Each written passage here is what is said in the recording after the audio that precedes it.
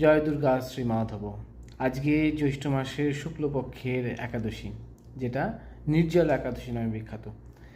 এই দিনকে সাধারণত বলা হয়েছে যে নির্জলা একাদশী ব্রত করতে হবে, এক বিন্দু জলও পান করতে পারবেন না, এটা ব্রতের নিয়ম। কিন্তু শাস্ত্রে এটিরও বিধান আছে, যারা পারবেন না তারা কি করবেন, তারা অন্য প্রত্যেক মাসে যেমন প্রত্যেক দিন একাদশী করেন 15 দিন অন্তর, সেই রকম করবেন।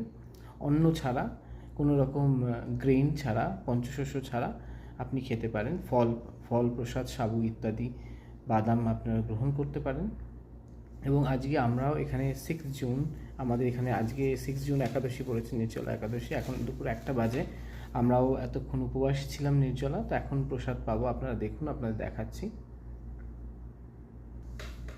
দেখুন, এখানে রয়েছে সাবুর খিচুড়ি আছে, তার সাথে ফল রয়েছে, প্রসাদী রয়েছে, পেঁপে আছে, এবং এটাকে মালটা বলে, আম আছে, আপেল আছে, চেরি আছে, এবং এটা ছাঁচ। এই ছাঁচটা হচ্ছে শুধুমাত্র দই দিয়ে তৈরি, একটুখানি দই জলের সাথে, এবং ভাজা সাদা জিরে গুঁড়ো দিয়ে তৈরি, কোনো রকম চিনি না, একটু সল্ট।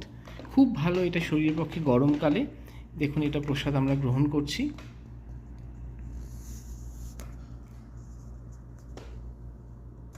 আপনারা দেখলেন, তো এই প্রসাদ আপনারা গ্রহণ করতে পারেন, কারণ ভারতে এবং অনেক জায়গাতে হচ্ছে আগামী 7 তারিখে, কালকে।